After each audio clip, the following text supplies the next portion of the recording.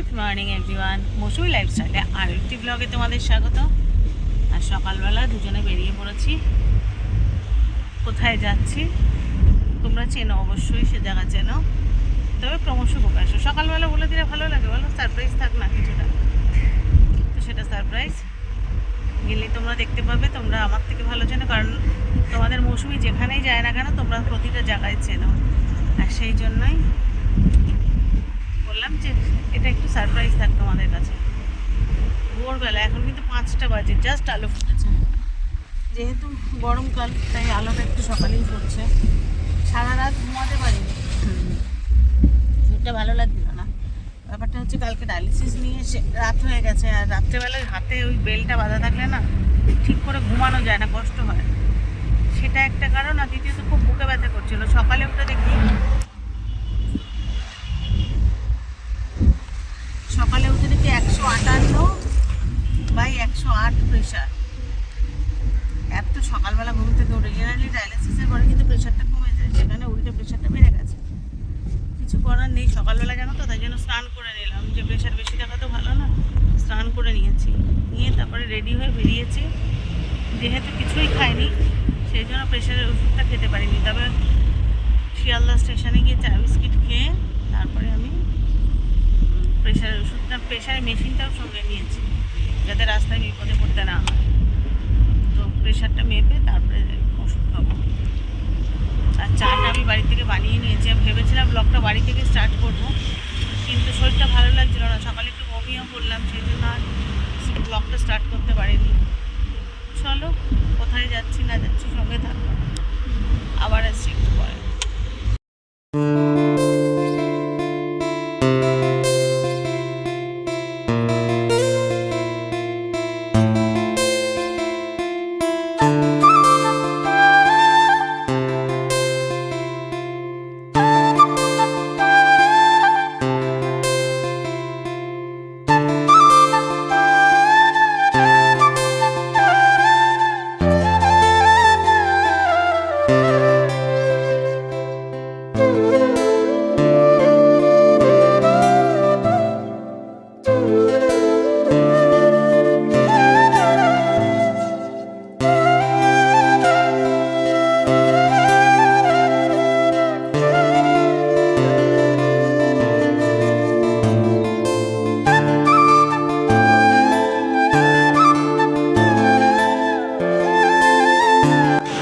বুঝতেই পারছো, শিয়ালদা স্টেশনে সামনে ট্রেন। তোমাদের দাদা এগিয়ে গেছে ওই সিট রাখার জন্য। আমি তো ওর সাথে অত জোরে পাল্লা দিয়ে হাঁটতে পারবো না, আমি আস্তে আস্তে যাচ্ছি। তাও জোরে, আমার হিসাবে অনেক জোরে, কিন্তু ও যেভাবে গেছে ওভাবে আমার পক্ষে যাওয়া সম্ভব না। এইতে হাঁপাচ্ছি আমি, কষ্ট হচ্ছে, এইটুকুতে হাঁপিয়ে গেছি।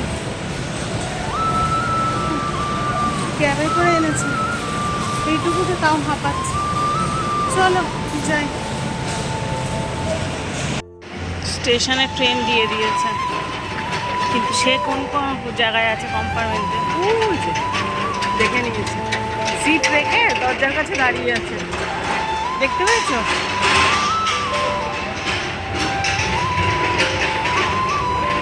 কি আওয়াজ!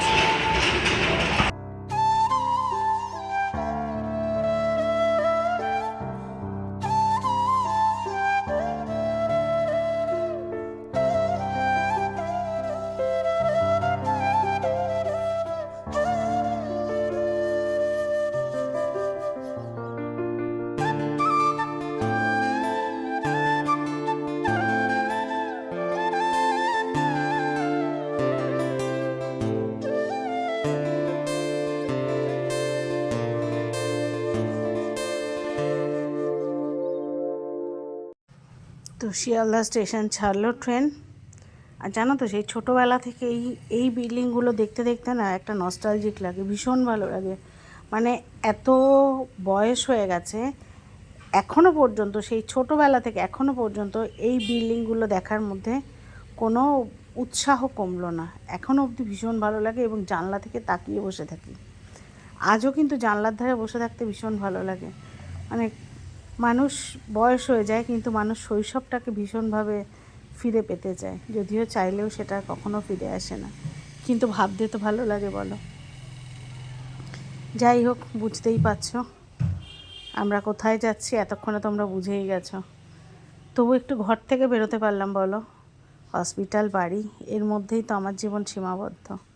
সেখান থেকে কিছুটা হলেও বাইরে বেরোনো, একটু শ্বাস নেওয়া, একটু ফ্রেশ বাতাস। আর তোমাদের দাদা আমি যেখানেই যাই জানলার পাশে একটা সিট কিন্তু ঠিক অ্যারেঞ্জ করে রাখে। আর দেখো এখানে বসে বসেও কি অফিসের অর্ডার ছাড়ছে, কী সব করছে। বললাম আমি ওয়ার্ক ফ্রম হোম নিয়েছি, আমি কিন্তু ছুটি নেইনি। বললাম ঠিক আছে, কিছু করার নেই আমার।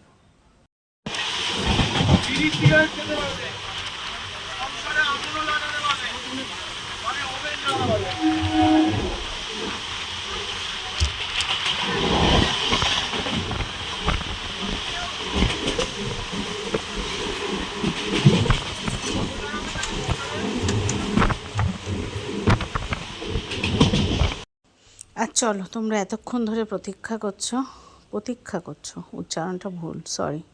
প্রতীক্ষা করছো আমি কোথায় এসেছি, বুঝতে পারছো? দাঁড়াও, ট্রেনটা যাক, তারপর তোমাদের জুম করে স্টেশনের নামটা দেখাচ্ছি। যারা পুরনো বন্ধুরা আছো তারা তো বুঝেই গেছো, কিন্তু যারা আমার নতুন বন্ধু তাদের জন্য দাঁড়াও, একটু থেমে করতে হবে, কারণ হাতটা বড্ড কাঁপছে। এক হাতে ব্যাগ আছে তো, মস্তান্দপুর, বুঝতে পারছো? আর এই দেখো এখানে না এগুলোকে বলে ম্যাজিক ভ্যান, ম্যাজিক ভ্যানে উঠে গেছি। আর চারিদিকে কত গাছপালা, এই যে গ্রামে এলে এই যে গাছপালা চোখ মানে পুরো মন ভরে যায়, তাই না? তো যাই হোক, ম্যাজিক ভ্যানও ট্রেন থেকে নেমে ম্যাজিক ভ্যান পেয়ে গেছি, আর এটা একেবারে গিয়ে নামাবে আমাদের যাত্রা বাজারে। তো চলো সেখানেই যাওয়া যাক। আর আজকে আমাদের যাত্রার হাট, ভিড় দেখেছো চারিদিকে, মানুষ ঠিক ঠিক করছে, এত ভিড়। ওখানে গাড়িটা আটকে গেল, যে দেখো ম্যাজিক ভ্যানগুলো তোমাদের মনে হয় দেখাতে পারলাম। যারা গ্রামে থাকো তারা তো জানোই, আর যারা শহরে বন্ধু আছো তাদের জন্য। ফাইনালি ঘরে এসে পৌঁছেছি, তোমরা হয়তো দেখে চিনতে পারবে, কিন্তু আমি যদি ঘর দেখাই আমার কান্না পাচ্ছে, জাস্ট কান্না পাচ্ছে। চলো দাঁড়াও দেখাই ব্যাক ক্যামেরা করে। দেখো নোংরা টোংরা তো ঠিক আছে, সেটা তো হওয়া স্বাভাবিক। ঝুল বুঝতে পারছো পুরো বাড়ির মতো হয়ে আছে। আর দেখবে সব থেকে উয়ে পড়েছে, দেখো দরজাগুলোর চেহারা দেখো, এত শখ করে বানানো জায়গা সব আমার শেষ হয়ে গেছে। ঘরদোরের কি পরিস্থিতি, চারিদিকের খারাপ অবস্থা। চলো এবার বাইরে দেখাই, আরও ভয় পাবে। দেখো সেই উঠোন তোমরা দেখেছ, উঠোনের চেহারা দেখেছো? এটা উঠোন জঙ্গলে পরিণত হয়েছে।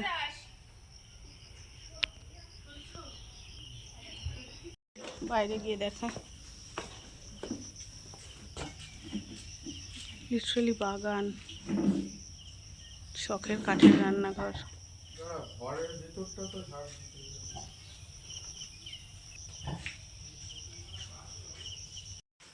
তো ভেতরে বাইরে পরিষ্কার চলছে, আর আমাকে এখানে একটা চেয়ার দিয়ে বসিয়ে রেখেছে। একটু আগে পাশে গেছিলাম, ওখানে ওই পাশের বাড়ি গিয়ে একটু বসেছিলাম, ওরা একটু চাটা খাওয়ালো, চা খেলাম। আর ওই যে দাদার অবস্থা দেখ, পরিষ্কার করছে, সঙ্গে একজন দাদা অবশ্য আছেন, তিনিও করছে। কেউ একটা ফোন করছে, দাঁড়াও আসছে। হচ্ছে পাইপ কেটে নিয়ে চলে গেছে, কি মানসিকতা মানুষের। এদিকে পরিষ্কার আছে, মোটরের পাইপ কি ওখান থেকে জয়েন্ট ছিল না, হ্যাঁ ওই জয়েন্টটা পাইপ কেটে নিয়ে চলে গেছে। তলাতেও পাইপ নেই। কি মানসিকতা বলো তো দাদা। দেখো সাবধানে করো বাবা, বরুণদার মাথা খেলো না আবার, তাহলে আমার কাজ বন্ধ হয়ে যাবে। তোমাদের মনে হতে পারে হঠাৎ এতদিন বাদে এখানে কেন এলাম। এমনিতে তো শরীর খারাপের জন্য আসতে পারি না, সেটা তোমরা জানোই। তোমাদের দাদা আমাকে একা একা আসতে দেয় না, কিন্তু স্টিল আমি যখন একটু স্টেবল আছি তো মাঝে মাঝে আসবো। এটা তার বেশ কিছু কারণ আছে, সেটা কোনো একদিন বসে ব্লগে বলবো। এছাড়া সেই কারণের জন্য তোমরা কি আমাকে এখানে গ্রাম্য ব্লগ দেখতে চাও? গ্রাম্য পরিবেশের গ্রাম্য ব্লগ, এখানকার হাটবাজার, এখানকার চাষবাস, আমি যেখানে পুরনো অফিসে এখানে আমার যে অফিস ছিল, যেখানে আমি চাকরি করতাম আগে, সেই অফিস এবং সেই সারাউন্ডিং এরিয়া, মানে যেহেতু আমি সোশ্যাল ওয়ার্ক করতাম, তাহলে ডেফিনেটলি সেটা অনুন্নত এলাকা। তো সেখানে একটা সাপুড়ে পাড়া আছে, তো তোমরা কি সেইগুলো ব্লগে দেখতে চাও? যদি দেখতে চাও আমাকে কমেন্ট করে অবশ্যই আজকে জানাবে। তাহলে আমি নেক্সট ব্লগ মানে এরপর থেকে চেষ্টা করব মাসে 2-4টে করে হলেও তোমাদের একটু ডিফারেন্ট টাইপের ব্লগ প্রেজেন্ট করার। আর আজকে কিন্তু এসে আমার পরিষ্কার করার উদ্দেশ্যও সেটাই, যে তোমাদের আমি যাতে একটু ডিফারেন্ট ব্লগ দিতে পারি। রোজ ওই ঘরের মধ্যে থেকে ওই রান্না বাড়া খাওয়া, এই তো ব্লগের আমার কন্টেন্ট। তো সেটা একটু চেঞ্জ করে যদি একটু ডিফারেন্ট ব্লগ তোমাদের প্রেজেন্ট করতে চাই, তোমাদের কি মত? কারণ সবার আগে তোমরা যারা আমার ভিউয়ার্সরা আছো, ভিউয়ার্সদের জন্যই আমার চ্যানেল, আর ভিউয়ার্সদের জন্যই আমার চ্যানেলের বেঁচে থাকা। তো তোমাদের ডিমান্ডটা সবচেয়ে বেশি। তোমরা কী চাও আমার ঘরের মধ্যে ওই ব্লগটা দেখতে? ডেফিনেটলি ওটা দেখতে পাবে, কারণ আমি এখানে 30 দিন থাকতে পারবো না, সেটা তোমরাও জানো। যেহেতু আমার ডায়ালিসিস চলে, ডায়ালিসিসের দিনগুলো আমাকে কলকাতা যেতেই হবে। তবে সপ্তাহে 1-8 দিন করে থেকে এখানে তোমাদের ডিফারেন্ট ব্লগ প্রেজেন্ট করতেই পারি না। তো তোমাদের ডিমান্ড অনুযায়ী আমি আমার ব্লগটা তৈরি করব। তোমরা যদি বলো যে চলো মৌসুমি এইখানে কিছু আলাদা আলাদা ব্লগ আমাদের সাথে শেয়ার করো, তো ডেফিনেটলি আমি সেটা করার চেষ্টা করব। যতই দাদা বকাবকি করুক, মাম যেহেতু বড় হয়ে গেছে, আর যখন শরীরটা ভালো থাকবে টুকটাক চলে আসবো। আজকে যখন পরিষ্কার করে সব কিছু ঠিকঠাক হচ্ছে, একটা খুব বাজে ফেজের মধ্যে দিয়ে গেছি, সেটা আমার থেকে তোমরা বেশি ভালো জানো। সেই ফেজটা যখন কাটিয়ে উঠতে মোটামুটি হলেও পেরেছি, যদিও পুরোপুরি ঠিক না হলেও আমি মেন্টালি পেরেছি। ফিজিক্যালি ভেতরে কী আছে আমার জানার দরকার নেই, আমি জানতে চাইও না। যখন আবার খুব প্রবলেম হবে তখন বোঝার চেষ্টা করব। তো মেন্টালি যখন ফেজটা কাটিয়ে উঠতে পেরেছি, তো তোমরা কী চাও? যে আমি একটু ডিফারেন্ট ব্লগ নিয়ে আসি তোমাদের সাথে, না সেই অ্যাজ ইউজুয়াল একই রকম ব্লগ? তো আজকের কমেন্ট সেকশনটা কিন্তু অত্যন্ত ইম্পর্টেন্ট। তোমাদের উপর ডিপেন্ড করবে ফিউচার, মানে ফিউচার ব্লগিং। ঠিকঠাক করে ব্লগ দিতে পারি না আসলে। কি বলো তো, রোজ যে ক্যামেরা খুলে ওই একই কী গল্প দেখাবো? আর এই গরমের মধ্যে উঠতে ইচ্ছা করে না, ঠিক করে রান্না করতে ইচ্ছা করে না, ঘরদোর কী মানে ওই এক ঘরদোর পরিষ্কার করা, রান্না করা, ডায়ালিসিস যাওয়া, এইটাই তো আমার লাইফস্টাইল হয়ে গেছে। ওই একঘেয়ে ব্লগ ভালো লাগে না। অনেক সময় জিজ্ঞাসা করছো, গরমের মধ্যে ঠিক করে উঠছি না, ঠিক করে রান্না করছি না, ব্লগিংটা কী দেখাবো তোমাদের সাথে, কী শেয়ার করবো? তাই ভাবলাম চলো এটা যদি অন্তত ক্লিন করে একটু ডিফারেন্ট ব্লগ তোমাদের কাছে প্রেজেন্ট করতে পারি, সেটাই আমার চিন্তা ভাবনা। কিন্তু তোমরা কী চাও সেটা জানাটা অত্যন্ত জরুরি। তো আজকের কমেন্ট সেকশনটা অবশ্যই জরুরি। তোমরা জানাবে তোমরা কী চাও। কখন ঘর পরিষ্কার হবে আমি জানি না, আর কখন ঘরে ঢুকতে পারবো, এইভাবে তোমাদের দাদা আমাকে বসিয়ে দিয়ে গেছে, কারণ ও ভেতরে ঢুকতে দেবে না। চিনতে পারছো? এই জানলাগুলো তোমাদের চেনা। এই ঘরটা পরিষ্কার হচ্ছে, তোমাদের দাদা এখানে আমাকে বসিয়ে দিয়েছে, আর আমি কি নিয়ে বসেছি দেখবে, দাঁড়াও তোমাদের সাথে শেয়ার করি। আমার যা জিন্স তাই। না গো দাদা, দা নেই। তুমি তো এনেছো, আনোনি? তাহলে একটু দেখো দাদা কারোর কাছে। হ্যাঁ, কাস্তে কোথায় আছে? আরে তোমার দাদা জানে না। ওই বাইরেটা পরিষ্কার করছে তো, জিজ্ঞাসা করছে দা আছে কিনা। তুমি একটু নিয়ে এসো না দাদা। তো দেখাই তোমাদের সাথে কি শেয়ার করি। ওষুধপত্র নিয়ে এসেছি। এবার লিকুইড ওষুধ তো খাবো কি, বাড়ি থেকে কাগজের কাপ এনেছি, কারণ এখনও বাসন পরিষ্কার হয়নি। অ্যালোপ্যাথি ওষুধ, বিস্কিট, প্রেশারের মেশিন, ফ্লাক্সে করে চা, আর ব্যাগপত্র এনেছি। ঠিক আছে, এইসব নিয়ে আমি এখানে বসে আছি। এই ঘরটা মোটামুটি পরিষ্কার হচ্ছে, খুব ভালো করে না হলেও মোটামুটি হয়েছে। ওই ঘরটা এখন করা চলছে। আর তদারকি করছে তোমাদের দাদা। এটা যেন কত পুরনো টিভি, এই টিভির সাথে অনেক স্মৃতি জড়িত। মাম হওয়ার পরে কেনা, অনেক বছর ফেলতে পারিনি। টিভিটা ভালো আছে, যদিও চলবে না, কারণ এখানে না আছে ইন্টারনেট কানেকশান। অবশ্যই এটি ইন্টারনেটে চলবেও না, আর না আছে কেবল কানেকশান, তো চলবে না। টিভি বোকা বাক্স হয়ে দাঁড়িয়ে আছে। চলো ঝটপট করে ওষুধগুলো খেয়ে নিই, তারপরে আবার আসছি। থেকে ইন্ডাকশানটা নিয়ে এসেছি, বুঝেছ, যে সবাই বাবারে এই ব্যাগে করে নিয়ে এসেছি, যে সবাই একটু পরিষ্কার টরিষ্কার করছে, ওদের তো একটু চাটা করে দেবো না, সেই জন্য নিয়ে এসেছি। ঘরের যে অবস্থা, কোথায় রেখেছি একটু জ্বালবো সেটাই বুঝতে পারছি না। দাঁড়াও একটু রেডি করে নিই। কপাল জানো, আগের বারে এসে দেখেছিলাম গ্যাস পাইপটা পিঁপড়ে কেটেছে, তা ভেবেছিলাম গ্যাস থাকবে না, কারণ গ্যাস পাইপ যেহেতু পিঁপড়ে ছোটো ছোটো করে ছিদ্র করেছে, গ্যাসটা যেহেতু 1.5 বছর আসি না, অটোমেটিক্যালি গ্যাসটা শেষ হয়ে যাওয়ার কথা। কিন্তু পরিষ্কার করে দেখা গেল গ্যাসটা জ্বলছে। চলো গ্যাসে চা বসাই এবার, সবাই একটু চা খাই, চা খেয়ে তারপরে শান্তি, বুঝলে। আর সমস্ত প্যাকেট করে চা, চিনি দুধ আনা হয়েছে। আমি বাড়ি থেকে যদিও কৌটো করে এনেছি, কিন্তু এখন রাখার জায়গা নেই। তোমাদের দাদা আপাতত এরকম প্যাকেট করে এনে দিল।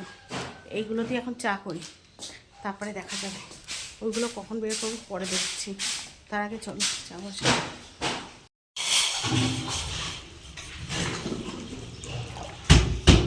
দেখো পুরোনো গ্যাস জ্বলছে, আমি ভেবেছিলাম জ্বলবে না, কিন্তু আমার কপাল ভালো, গ্যাস জ্বলছে। এই চায়ের বাটিটা মেজে নিলাম, আর এই যে ছেঁকনি আর এটা মেজে নিলাম, কাগজের কাপে খাবো।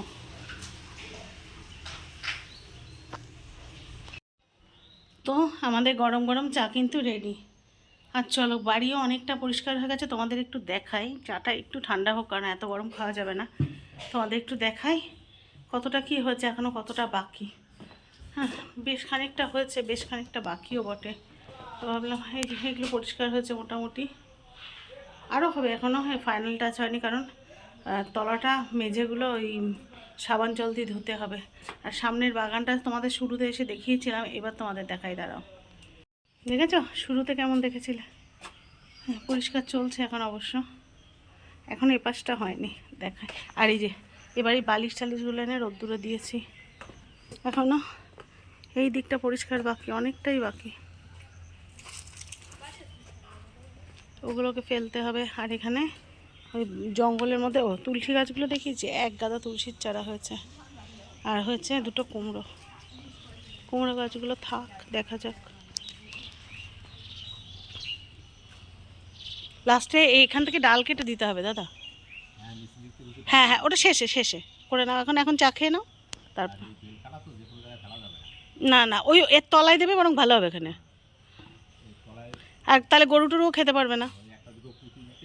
আচ্ছা ঠিক আছে ঠিক আছে, ওটা লাস্টে হবে, তুমি আগে এগুলো করে নাও। আর একটা তুলসীর চারা না এখানে বসাতে পারলে ভালো হতো। অ্যাটলিস্ট মরা তুলসী গাছ তো তুলতেই হবে, মরা তুলসী গাছ রাখতে নেই এই পিড়েতে। শেষে হ্যাঁ, তুলে তো দাও, তারপর আমি লাগিয়ে দেবো। এই একটা তুলসীর চারা লাগিয়ে দেবো, মরা তুলসীর চারাটা তুলে দিতে হয়, মরা তুলসীর চারা রাখতে নেই পিড়েতে। আজকে কি বার? তো এই দাদাদের একটু চা দিলাম, আর আমরা দুজনে বসে চা খাবো। তো চলো আজকের ব্লগটা এখানেই শেষ করি। সবাই যে যেখানে আছো ভালো থেকো, সুস্থ থেকো। আর যদি নতুন কোনো বন্ধু আমার চ্যানেল ভিজিট করে থাকো, চ্যানেলটা সাবস্ক্রাইব করে পাশে দেখো। দেখা হচ্ছে নতুন ব্লগে, ততক্ষণের জন্য সবাইকে টাটা।